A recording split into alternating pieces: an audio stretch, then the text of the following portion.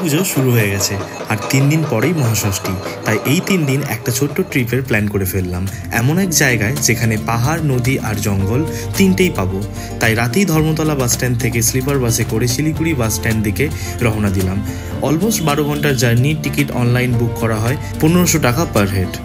আগেই বলে রাখি, এটা পুরোটাই একটা আনপ্ল্যান ট্রিপ, তাই খুব একটা বাজেট ফ্রেন্ডলি হবে না। যখন তখন ডিসিশন পাল্টাতে হয়েছে। সকাল হতেই জানলা দিয়ে দেখতে পেলাম সবুজ চা বাগান, মানে শিলিগুড়ির কাছাকাছি চলে এসেছি। শিলিগুড়ি বাস স্ট্যান্ডে নেমে গরম গরম কচুরি খেয়ে সেই দোকানের দাদার থেকেই জানতে পারলাম যে সকালে এনজেপি থেকে বক্সা যাওয়ার একটা ট্রেন আছে, তাই অটো করে চললাম এনজেপি স্টেশনে।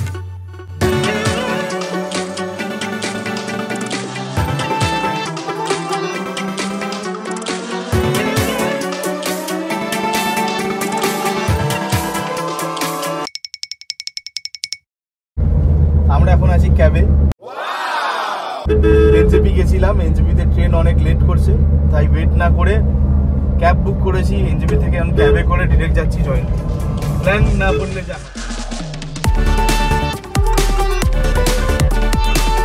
এনজেপি থেকে জয়ন্তী যাওয়ার রিজার্ভ ক্যাব পড়েছে 4000 টাকা।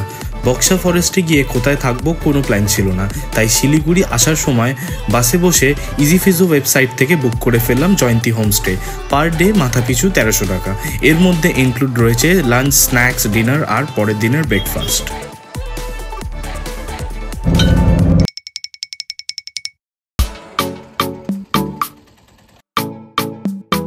4 ঘন্টা গাড়িতে বসে পৌঁছলাম বক্সা টাইগার রিজার্ভ মেন গেটে। সেখান থেকে হোমস্টে যেতে আরও 1 ঘন্টা লাগে, তাই 300 টাকা দিয়ে একটা অটো বুক করে নিলাম।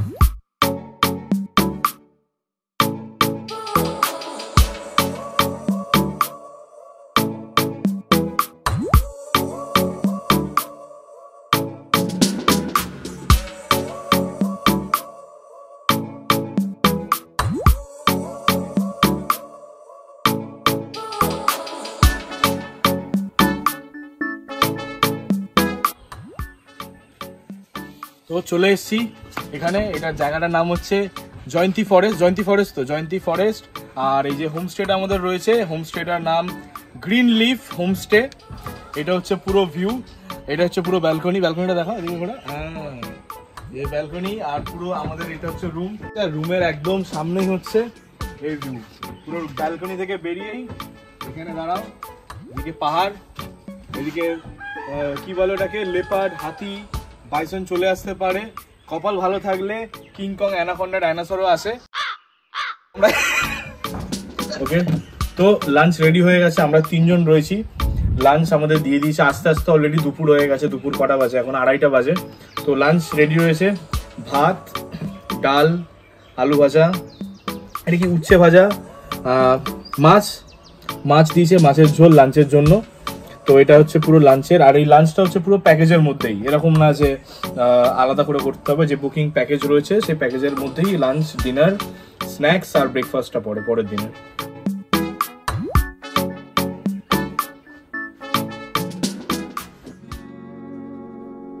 আমাদের হোমস্টে পৌঁছতে প্রায় দুপুর 2টো বেজে যায়, তাই তাড়াতাড়ি লাঞ্চ করে একটু রেস্ট নিয়ে বিকালে একটু আশেপাশে ঘুরতে বেরিয়ে পড়লাম।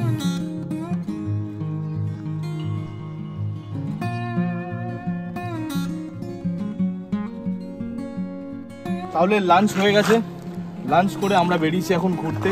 সামনে একটা নদী রয়েছে, ছোট নদী, নদীটা দেখতে যাবো। এই জায়গাটা রয়েছে, এখানে যখন বৃষ্টি হয়, বৃষ্টি হয়ে পুরোটা জলে ভর্তি হয়ে যায়, বান আসে যেটাকে বলে, তখন এখান থেকে হাঁটা চলা পসিবল নয়। এখন শুকনো রয়েছে তাই হাঁটতে পারছি। এটা ডুয়ার্সেরই একটা পার্ট, জয়ন্তী ফরেস্ট। ডুয়ার্স হচ্ছে ডিরাইভ ফ্রম দ্য ওয়ার্ড দোয়ার। বাংলায়, আসামিজ বা নেপালিতে দোয়ার বলে, যেটাকে দরজা। কারণ এটা হচ্ছে gateway to north east India আর ভুটান যাওয়ার এখান থেকে 18টা রাস্তা রয়েছে, তাই এই জায়গাটার নাম হচ্ছে ডুয়ার্স। এবার যাবো, সামনে নদী রয়েছে, নদীটা দেখতে চলো। ঠিক আছে।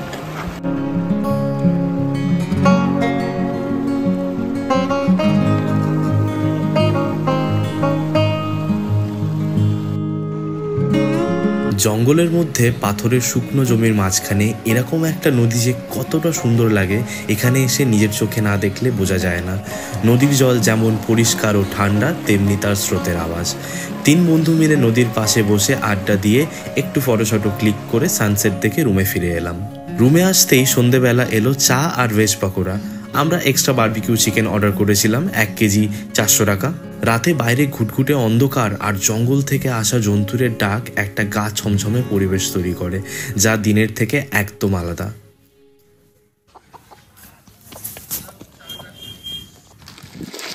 Good morning.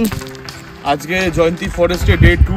কালকে যে নদীতে গেছিলাম ওই নদীটা পেরিয়ে একটা শিবের মন্দির আছে, মহাকাল টেম্পল। ওই শিবের মন্দিরটা যাব। শিবের মন্দিরটা এখান থেকে একটুখানি ওপরে। তারপরে ওই শিবের মন্দিরটা দেখে এসে তারপর আমরা বেরোবো। তো এখন একটা মিনি ট্রেক টাইপ মতো হবে। এখন যাচ্ছি মহাকাল টেম্পলে, চলো।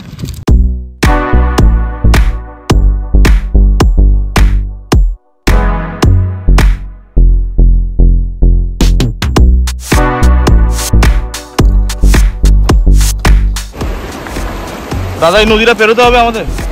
হ্যাঁ, এখানে স্রোতে বয়ে ভেসে যাবো না? শিওর?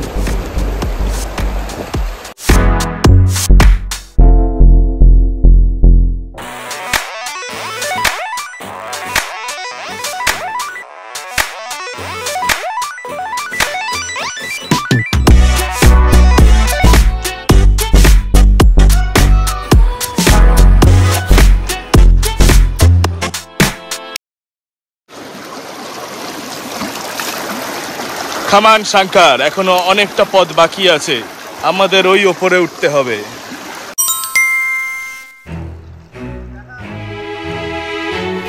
হোমস্টে থেকে 1.5 ঘন্টা হেঁটে 3 বার নদী পেরিয়ে তারপর দেখতে পাবো ছোটা মহাকাল। এই হেঁটে যাওয়া ব্যাপারটা অতটাও সহজ নয় যতটা দেখে মনে হচ্ছে। সূর্যের তাপ আর জলের স্রোত ভালোই পরিশ্রম করাবে।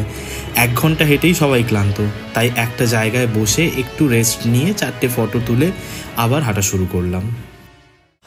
হে মহাকাল, দর্শন দাও। হে মহাদেব, দেখা দাও। মহাদেব, দেখা দাও। এদিকে বৎস, এদিকে আসো।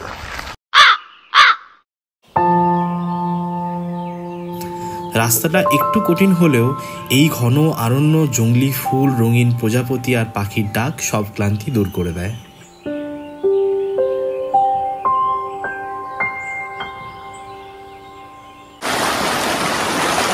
এই নদীটাও পার করতে হচ্ছে। এটা স্রোত যা, এটা পার হওয়া এতটা মুশকিল। 3 জন মিলে হাবুডুবু খাচ্ছে। পড়ে গেলেই এখান থেকে বেরিয়ে যাবো, ভাই ডুবে যাবো।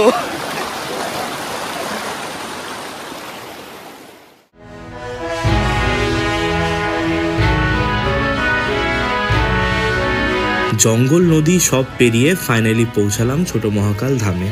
যদিও পুরো ক্রেডিট এই দাদাকে দেওয়া উচিত, ইনি হোমস্টের একজন স্টাফ যিনি আমাদেরকে এই জায়গাটায় আসতে সাজেস্ট করে।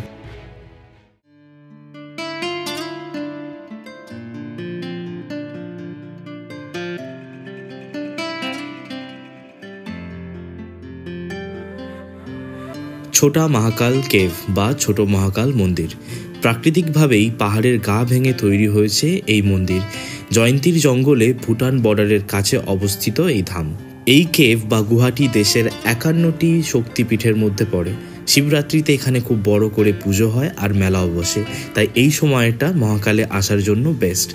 বৃষ্টির সময় এখানে নদীর জল বেড়ে যাওয়ার কারণে নদী পার করা খুব মুশকিল, তাই বর্ষাকালে না আসাই ভালো।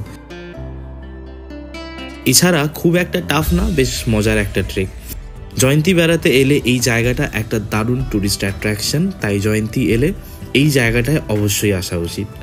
আনপ্ল্যান ট্রিপ হলেও বেশ ভালোই সময় কাটলো জয়ন্তীতে এই 2 দিন।